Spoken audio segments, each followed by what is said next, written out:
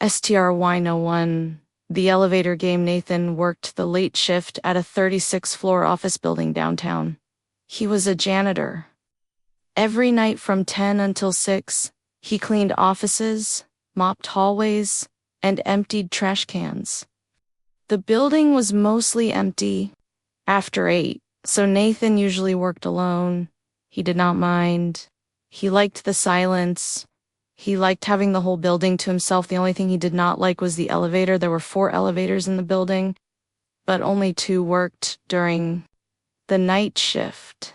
Elevator A and Elevator C, Elevators B and D, had been out of service for years. Their doors were sealed shut with metal plates bolted to the wall. No one ever explained why Nathan always used Elevator A. It was closer to his supply closet on the ground floor. It worked fine. No problems. No strange noises. Just a normal elevator. One night in January, around 1 in the morning, Nathan was on the 22nd floor emptying office trash cans when Elevator A stopped responding. He pressed the call button and waited. The light above the door did not move. He pressed it again. Nothing. He walked to the other end of the hallway and pressed the button for Elevator C. It arrived within seconds. The doors opened. Nathan stepped inside. Immediately, he noticed that Elevator C was different. The lighting was dimmer. The walls had a yellowish tint, like old paper, and there was a smell, faint but noticeable, like wet soil, like something buried. Nathan pressed the button for the ground floor. The doors closed. The elevator began to descend. The numbers on the display counted down normally 22, 21, 2019. Then it stopped. Floor 14, the doors opened. The hallway outside was dark, not just dim, completely dark. Nathan could not see a single thing beyond the elevator doors. He pressed the close button. The doors shut. He pressed the ground floor button again. The elevator moved 30, 11, 10. It stopped again. Floor 7. The doors opened. This time, the hallway was not dark. The lights were on, but something was wrong. The hallway looked different from how Nathan remembered it. The carpet was a deep red color instead of gray. The walls were covered in wallpaper with a floral pattern that Nathan had never seen before. This was not the 7th floor he cleaned every night.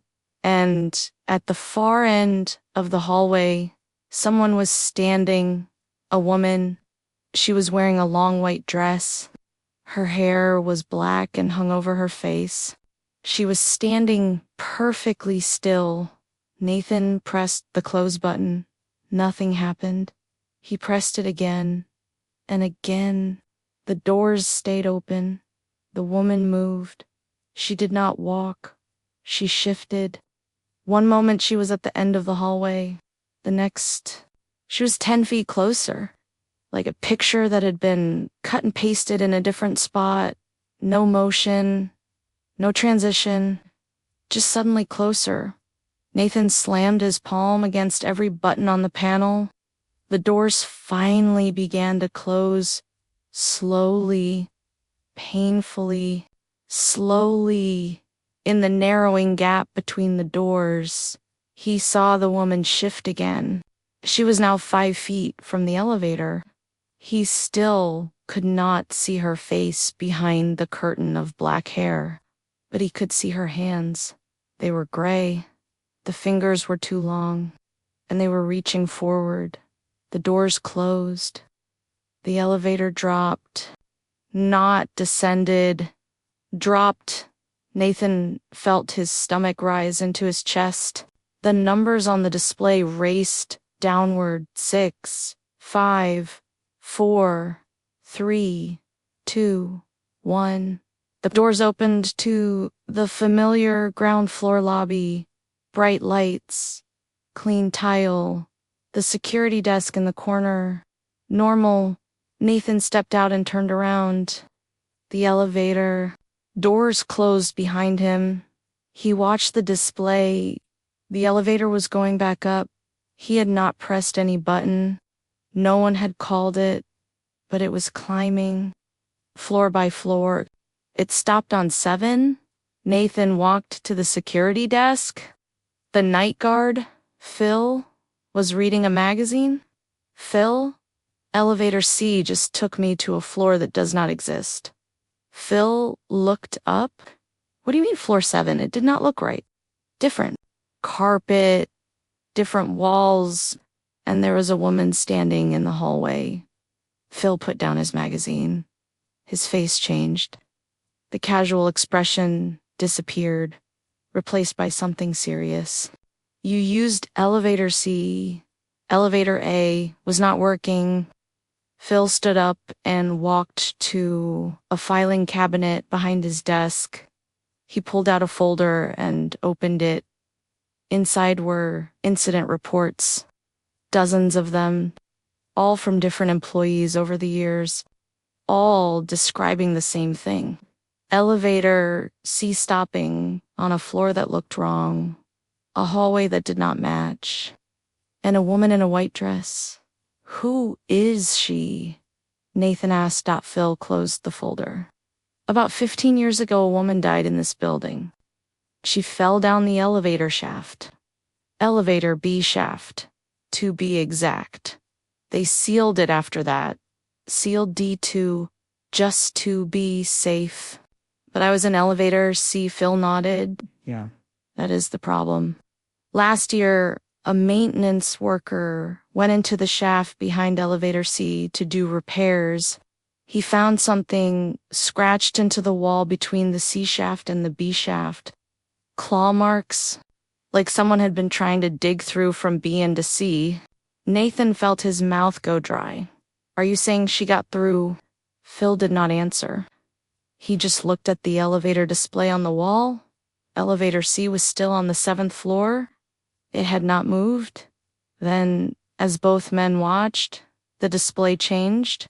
7, 6, 5, 4, 3, 2, 1.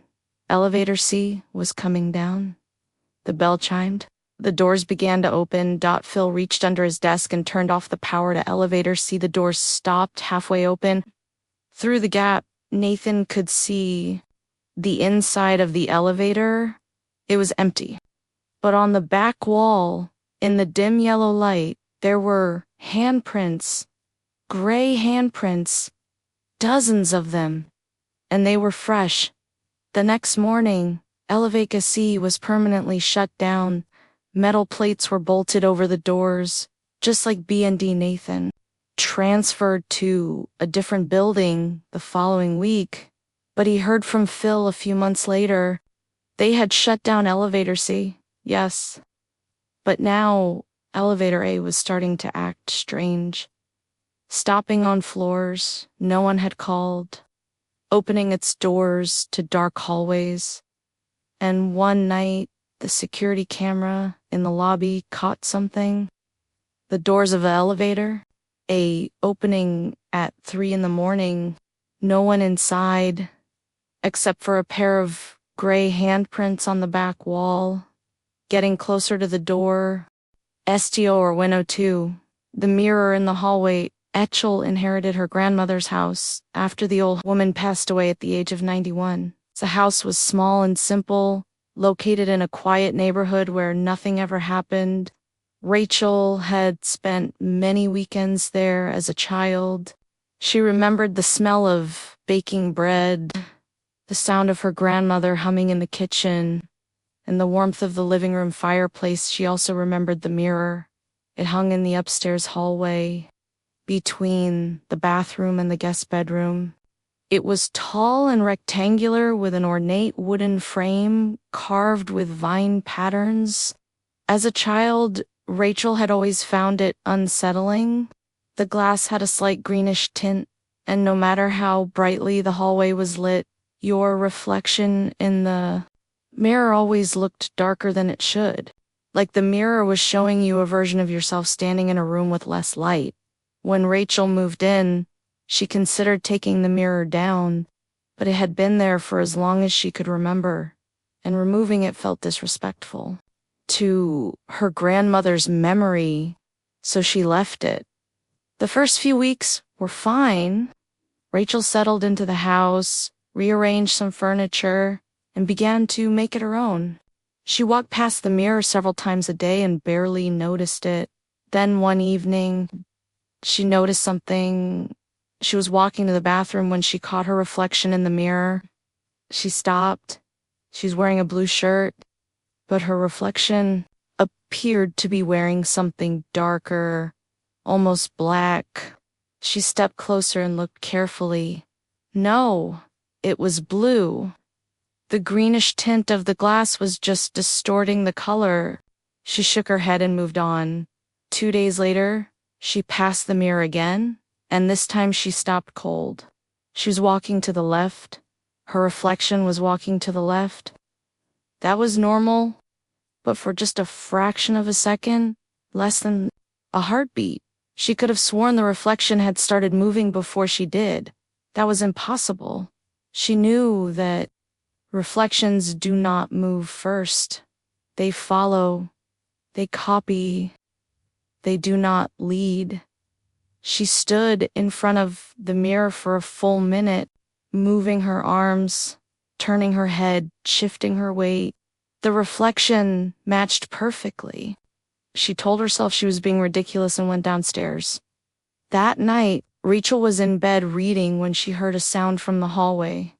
A soft tapping, like a fingernail against glass. She put her book down and listened. Tap, tap, tap, rhythmic and deliberate. She got out of bed, opened her bedroom door, and looked down the hallway. The mirror was there, catching the faint light from the window at the end of the hall. Her reflection stared back at her from 20 feet away. The tapping had stopped. Rachel walked toward the mirror slowly. Her reflection grew larger as she approached. She stopped about 2 feet away and looked at herself. Everything seemed normal. Same face, same pajamas, same messy hair. Then her reflection blinked. Rachel had not blinked. She was sure of it. Her eyes had been wide open, but the reflection had closed its eyes and opened them again, independently.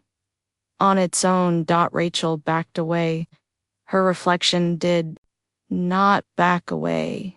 It stayed where it was, close to the surface of the glass, staring at her, and then it smiled.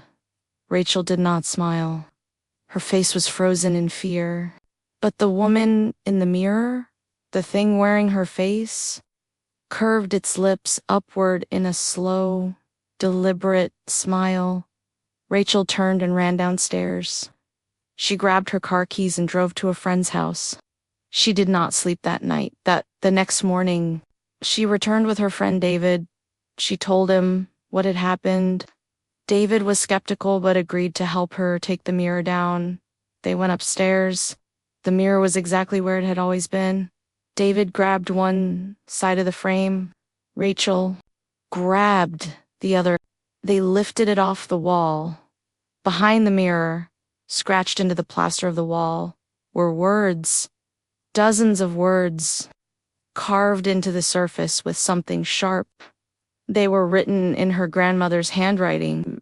Rachel recognized it immediately. The same sentence, over and over again. Do not let it out. Do not let it out. Do not let it out. Covering the entire wall behind the mirror. From floor to ceiling, some of the carvings were shallow, as if made calmly. Others were deep and frantic, as if made in a panic. David put the mirror down on the floor, leaning it against the opposite wall. Rachel, what is this? Rachel could not answer. She was reading the wall. Near the bottom, in smaller letters, Her grandmother had written something different. It learns your face. It copies you. And when it is ready, it will step out and take your place. I have kept it locked for 60 years. I am sorry. I could not destroy it. It will not let me. Rachel looked at the mirror lying on the floor.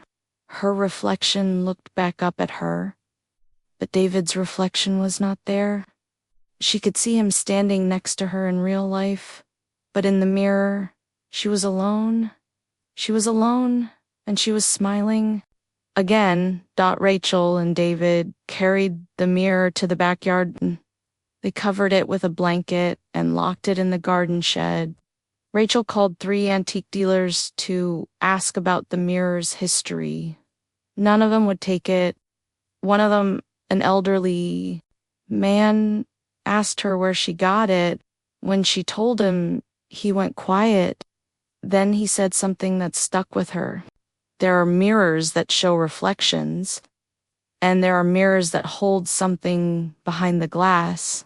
If yours is the second kind, do not break it. Whatever is inside will need a new place to live, and the nearest reflection it can find will be your eyes. Rachel never broke the mirror. It is still in the garden shed, covered with a blanket. She has padlocked the shed and has not opened it in over a year.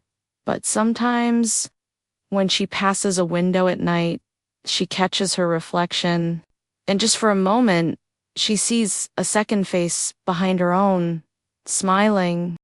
STO or Wino 3. The cabin at the end of the road, 5 friends went camping in the mountains for a long weekend in September. Okay. Tyler, Megan, Jake, Sophie, and Chris. They had rented a cabin through an online listing. The photos showed a cozy wooden house surrounded by pine trees with a stone fireplace and a wraparound porch. The listing said it was remote but comfortable, perfect for getting away from the city. They arrived Friday afternoon after a 3-hour drive followed by 40 minutes on a gravel road that got narrower and rougher the further they went. By the time they reached the cabin, there was no cell signal, no neighbors, no other buildings, just trees in every direction. The cabin matched the photos. It was small but clean. 2 bedrooms, a living area, a kitchen, and a bathroom. They unpacked, started a fire, and spent the evening cooking and telling stories. It was everything they wanted. Around midnight, they decided to go to bed. Tyler and Megan took 1 bedroom. Jake and Sophie took the other. Chris, being the odd one out, took the couch in the living room at 2 in the morning. Chris woke up to the sound of knocking, on the front door. On the window right next to his head, he opened his eyes and lay still. The fire had burned down. 2 embers. The room was dark, except for a faint orange glow. The knocking came again. 3 slow, deliberate knocks on the glass. Chris turned his head toward the window. The curtain was thin, and through it, he could see a shape, a silhouette. Someone was standing on the porch, right outside the window, looking in. "Hey," Chris called out, his voice rough with sleep. "Who is out there?" The knocking stopped. The silhouette did not move. Chris sat up and reached for the curtain. He pulled it aside. A face was pressed against the glass. A man's face, middle-aged, gaunt, skin pulled tight across the cheekbones. His eyes were open, wide, wider than seemed natural, and his mouth was stretched into a grin that showed too many teeth. He was not blinking. Chris fell off the couch and scrambled backward. He hit the coffee table and knocked over a glass, which shattered on the floor. The noise woke Tyler, who came out of the bedroom. "What happened?" "There is someone outside, right there, at the window."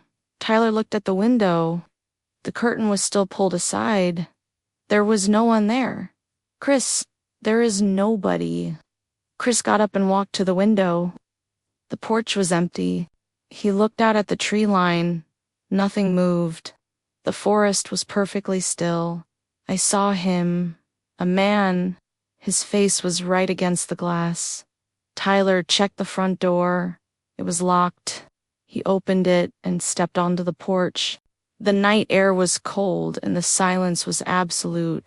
No insects, no wind, no animals, just silence. There's no one here, man. You had a nightmare. Chris wanted to believe that, but he knew the difference between a dream and reality. That face had been real. Those eyes had been real. That grin had been real. They locked the door again and went back to sleep, or tried to. Chris lay on the couch with his eyes open until dawn. Saturday passed normally. They hiked during the day, explored a nearby creek, and tried to enjoy themselves. Chris told the others what he had seen. Jake and Sophie thought he was joking. Megan said the isolation was probably getting to him. Chris let it go. Saturday night came. This time, all 5 of them were in the living room. They had decided to stay up late and play cards. Around 1 a.m, Sophie stood up to get water from the kitchen. She walked past the back door, which had a small square window. At eye level, she screamed. Everyone jumped up and ran to her. Sophie was backing away from the door, her hand over her mouth. He is out there, right outside the door. A man. He was looking at me through the window. Jake grabbed a flashlight and shone it through the glass. The beam cut across the backyard. Nothing. No one died. But then Megan said something that made everyone freeze. If he is not out there, then why are there footprints? They all looked in the mud just outside the back door. There were footprints, bare footprints. They came from the direction of the forest, walked straight to the back door, and stopped. They did not turn around. They did not walk away. They just stopped, as if whoever made them had walked up to the door and then vanished, or as if whoever made them was still standing there, and they simply could not see him. Tyler made a decision. We are leaving right now. No one argued. They packed their bags in 5 minutes, piled into the car, and drove down the gravel road in the dark. The headlights bounced off the trees as Tyler pushed the car as fast as he dared on the rough terrain. After about 20 minutes, Megan looked in the rearview mirror on the passenger side. The road behind them was dark, but not empty. Someone was running behind the car. She could see him in the red glow of the taillights. The same gaunt man, sprinting barefoot on the gravel. His arms were pumping at his sides, and that horrible grin was still stretched across his face. He was keeping up with the car. They were going 35 miles an hour on a rough gravel road, and he was keeping pace. Tyler, drive faster. Tyler looked in the mirror. He saw it too. He pressed the gas. The car bounced and rattled on the uneven road. 40, 45, 50. Megan checked the mirror again. The man was gone. The road behind them was empty. They reached the main highway and did not stop until they were back in the city. The next day, Tyler called the property owner to explain why they had left early. The number was disconnected. He went to the website where they had booked the cabin. The listing was gone. He searched for the address. Nothing came up. He checked his email for the booking confirmation. The email was there, but the links were dead. Every trace of the property had disappeared. Jake, who was the most skeptical of the group, drove back to the area the following weekend with his brother. They found the gravel road. They followed it all the way to the end. There was no cabin, just a clearing in the trees, overgrown with weeds. No foundation, no porch, no sign that anything had ever been built there.